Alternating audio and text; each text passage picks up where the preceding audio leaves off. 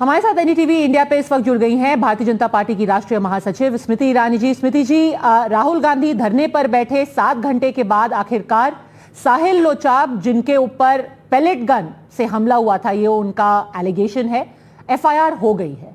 राहुल गांधी कह रहे हैं ये बड़ी जीत है, ना सिर्फ उनके लिए पर देश के युवा के लिए जिसकी आवाज वो बने हैं। पद्मजा जी, अगर एफआईआर के पीछे मंशा ये थी कि इन्वेस्टिगेशन हो, जांच हो, तो ये जनता जानती है कि जांच राहुल गांधी के थाने पहुंचने से पहले ही शुरू हो चुकी थी। अगर ये इंसाफ की कवायद है तो जनता जानती है कि सुप्रीम कोर्ट ने इस विषय पर अपना मंतव्य दे दिया था। अगर ये इंसाफ की लड़ाई है तो मैं स्तब्ध हूं कि हमारे नेता विपक्ष ने अभी तक इंसाफ उन वर्दी वालों के लिए नहीं मांगा, पैरामिलिट्री फोर्सेस के लिए नहीं मांगा, जिनको बेरहमी से मारा गया, जो लहूलुहान थे। तो कहीं ना कहीं ये गुहार इंसाफ की नहीं है, ये गुहार राहुल गांधी की निजी पॉलिटिकल यात्रा, राजनीतिक यात्रा का एक हिस्सा है। नहीं, पर वो कह रहे हैं कि आपने अगर अभी एफआईआर की है अब जाकर के, तो ये 14 तारीख को भी हो सकती थी, 19 तारीख को भी हो सकती थी। इतना मैं फिर से आपसे कह रही हूँ कि मैं पहली बात तो दिल्ली पुलिस की प्रतिनिधि नहीं हूँ, एक राजनीतिक कार्यकर्ता हूँ भारतीय जनता पार्टी की। एक राजनीतिक कार्यकर्ता होने के नाते जब हम संघर्ष करते हैं जनता के लिए, उसके पीछे मंशा ये होती है कि जांच हो। आप पद्मजा जी इतने सालों से पत्रकारिता कर रही हैं, आप जानती हैं कि जांच के पीछे कहीं ना कहीं ये भी एक मंशा होती है कि तंत्र क्या संज्ञान लेता है अगर किसी नागरिक ने कोई शिकायत की हो। तो इसका मतलब तंत्र ने नागरिक की शिकायत अथवा परिस्थिति को देखते हुए जांच के आदेश दिए। तो क्या राहुल गांधी के पहुंचने से पहले जांच नहीं हो रही थी? तब तो आप इसे राहुल गांधी की जीत मान सकते हैं।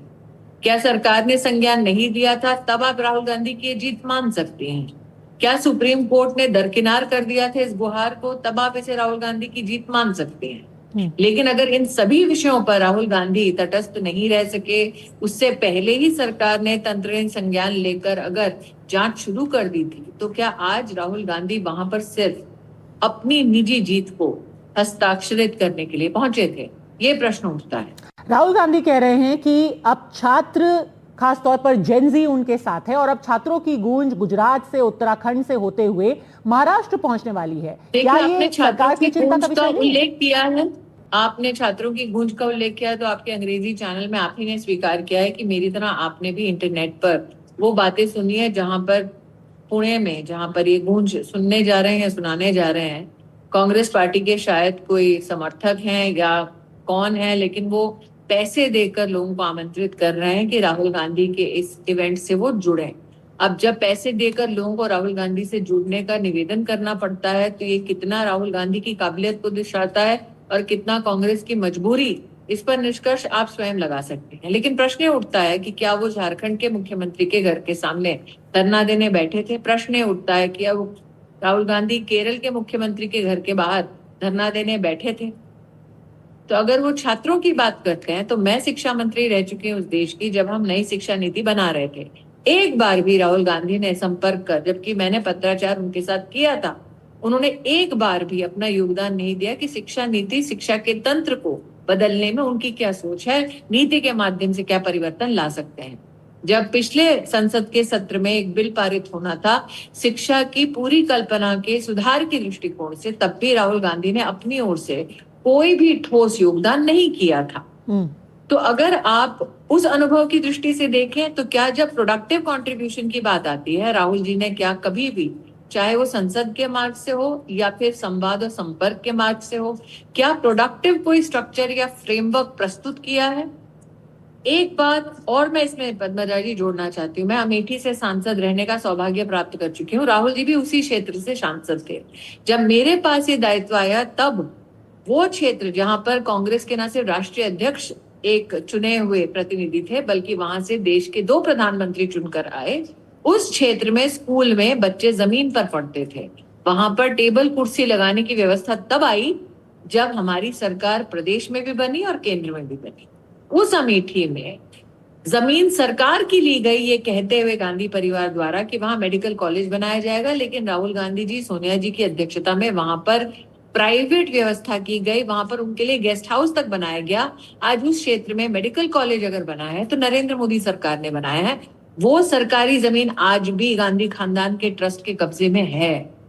तो शिक्षा के सुधार के अगर प्रमाण देने हैं तो मैं अमेठी की पूर्व प्रतिनिधि के नाते दे सकती हूँ। और अगर सवाल खड़े करने हैं तो राहुल जी से अमेठी के संदर्भ में खड़े किए जा सकते हैं। तो संसद में या क्षेत्र में शैक्षिक सुधार की दृष्टि से राहुल गांधी का क्या योगदान है, ये चर्चा का विषय निश्चित रूप से बनना चाहिए। पर कुछ तो गलत हो रहा होगा ना, कुछ तो नाराजगी, कुछ तो गुस्सा होगा कि लोग जंतर मंतर पहुंचे कि 21 बच्चों ने आत्महत्या कर ली नीट की परीक्षा रद्द होने पर। जी, जंतर मंतर में आपने जो व्यवस्था देखी वो एक विभाजित विपक्ष को देखा।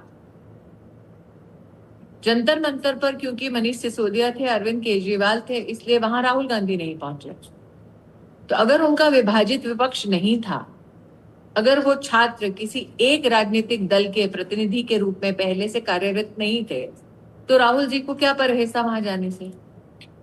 वो खुद क्यों नहीं गए? उन्होंने अपनी अलग व्यवस्था क्यों बनाई? उनकी मीडिया टीम ने अपनी अलग व्यवस्था से जर्नलिस्ट से, पत्रकारों से संपर्क क्यों किया? अगर उनके दृष्टिकोण से वो छात्र राजनीतिक तौर पर नहीं बटे थे। पर नाराजगी कुछ तो होगी ना, पेपर लीक एक सच्चाई तो है देश के अंदर। पुनः कहती हूँ कि आपने जंतर मंतर में जो देखा, क्या उसमें एक विपक्ष का तंत्र लगा हुआ था? निश्चित रूप से लगा था। जहां तक बात छात्रों की आती है, तो छात्रों की जो भी डिमांड थी, क्या उस पर आपको नरेंद्र मोदी अग्रसर दिखे समाधान देते हुए? बिल्कुल। क्या उन्होंने सोशल मीडिया का इस्तेमाल करके छात्रों तक अपना विषय पहुंचाया? बिल्कुल।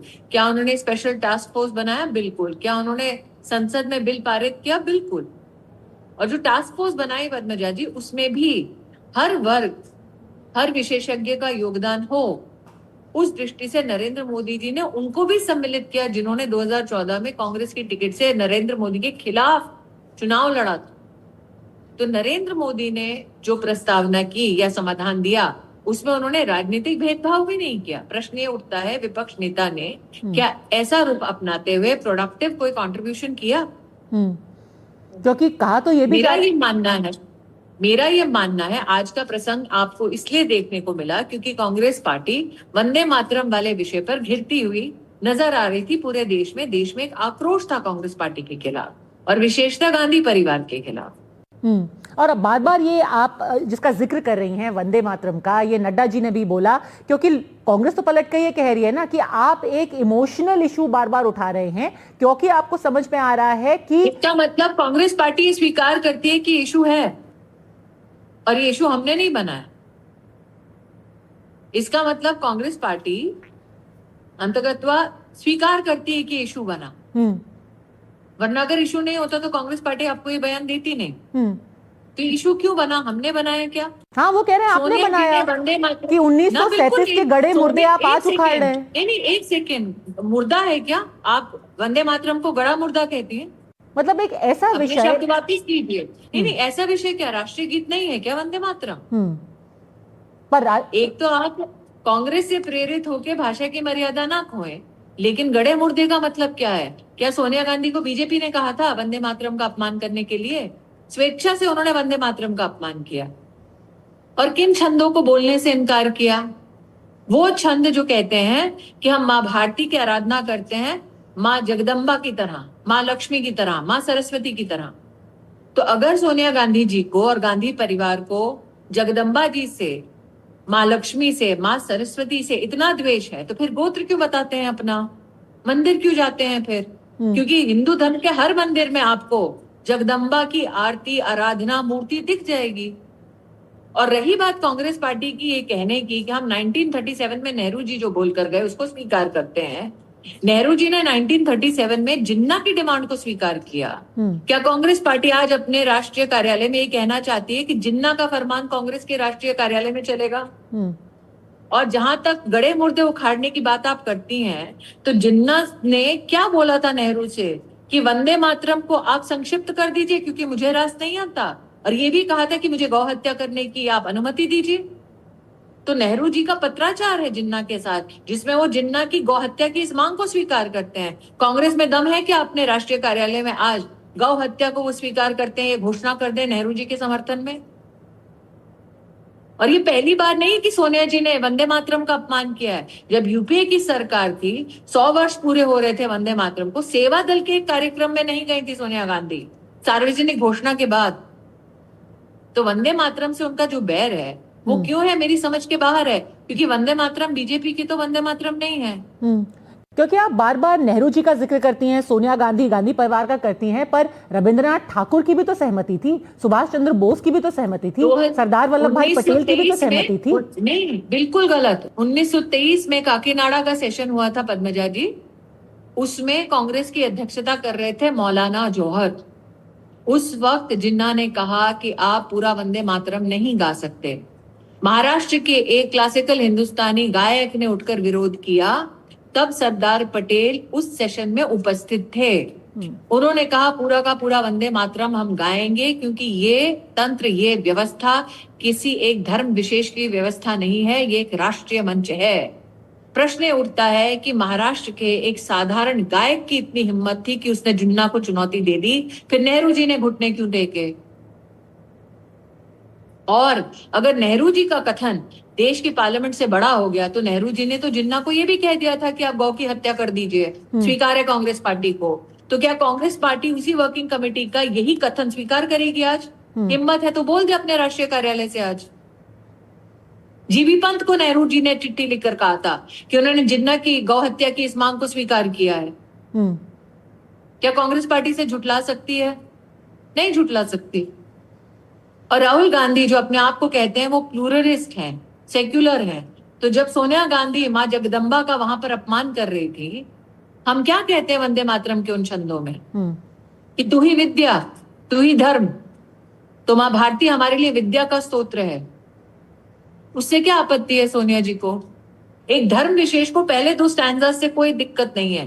पहले दो स्टैंजास में भी तो हम मां की वंदना की बात करते हैं,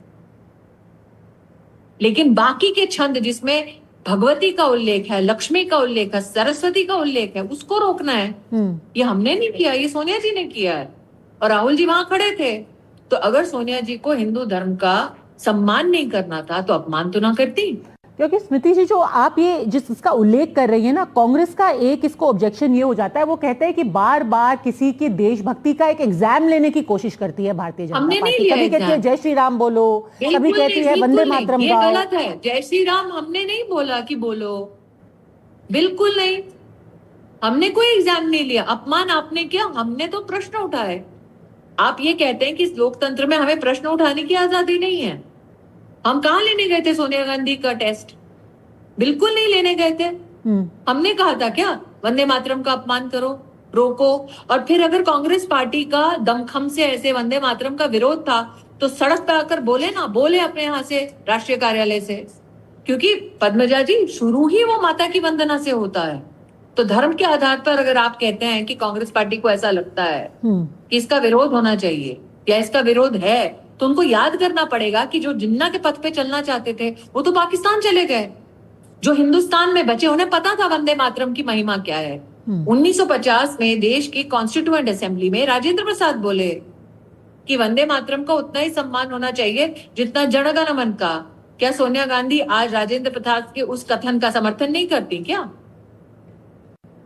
स्मृति जी, आखिर में आपसे पूछूंगी, क्योंकि जब भी वंदे मातरम की बात होती है, दूसरी तरफ से एक यही आर्गुमेंट आता है कि देखिए, जब आप घिरे हुए खुद को पाते हैं तो एक ऐसी पिच है जिसमें भारतीय जनता पार्टी सबसे सहज खुद को महसूस करती है कि भाई देशभक्ति, धर्म की बात करो। बिल्कुल नहीं, नहीं बिल्कुल नहीं। ये राष्ट्रीय गीत है, ये धार्मिक गीत नहीं है। नहीं, दोनों आपकी पिच है ना, धर्म और राष्ट्रभक्ति। नहीं, बिल्कुल मेरी पिच नहीं है मैम, मेरा फैक्ट है। ये राष्ट्रीय गीत है, ये धार्मिक गीत नहीं है। इसको धार्मिक गीत किसने बोला? टैगोर ने बोला क्या? नहीं। गांधी जी ने बोला क्या? नहीं। नेहरू जी ने खुद कहा ये राष्ट्रीय गीत है। और जो इसके खिलाफ हंगामा कर रहे हैं कि ये हटाओ, वो कम्युनल है। तो अगर नेहरू जी की पृष्ठभूमि से आप देखें, उनका जो पत्राचार देखें, तो नेहरू जी ने तो स्पष्ट लिखा है कि जो पूर्णता वंदे मातरम नहीं गा रहा वो जानबूझ के कम्युनलिज्म कर रहा है, धन के आधार पर बांट रहा है लोगों को। तो अगर नेहरू जी का वो कथन स्वीकार करते हैं तो नेहरू जी का ये आक्षेप तो सीधा सोनिया जी पे लगता है। ये हमने नहीं कहा, सोनिया जी ने किया, नेहरू जी ने लिखा। फिर आप कहते हैं कि हम ये इतिहास के पन्ने क्यों खोलते हैं? इतिहास के पन्ने आपने खोलना शुरू किया था। तो ये जेनजी के आंदोलन का इतिहास के पन्ने खोलो। आप मुझे बताइए वंदे मातरम पर देश की संसद ने क्या एक कानून पारित किया? क्या वो कानून कांग्रेस के मुख्यालय पर लागू नहीं होता? क्या देश की संसद से बढ़कर है सोनिया जी कि इतिहास के डस्टबिन में वो फेंक देंगी वो कानून जो देश की संसद ने बनाया था? कि सोनिया जी को आज लगता है मुझे स्वीकार नहीं है देश की संसद का कानून? ये क्या संभव है?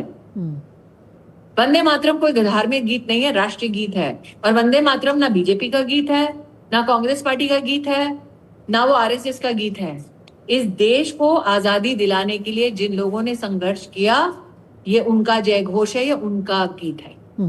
और किसको आपत्ति हो सकती है?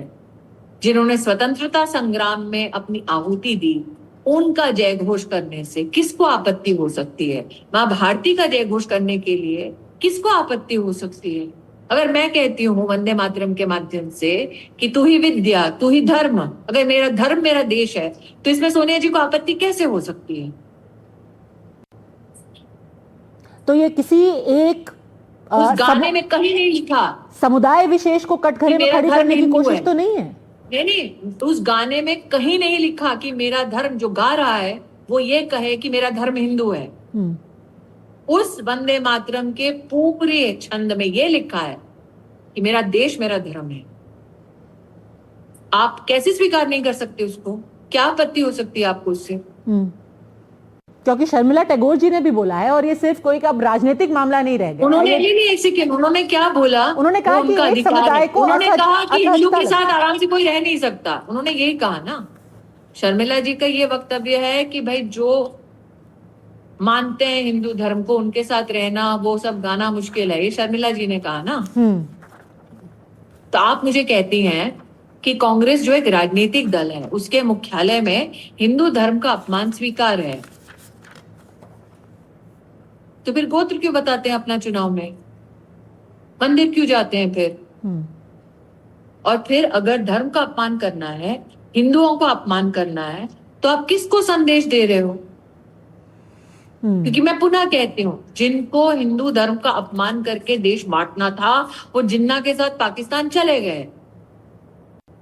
स्मृति जी, एक बात फिर से मैं पूछूंगी, क्योंकि जो शर्मिला जी ने बोला है कि कुछ ऐसे समुदाय के लोग हैं जिनके लिए मुश्किल होता है कि जो लोग वंदे काली वंदे दुर्गा कहें, वो उनके लिए बोलना मुश्किल काली है क्या?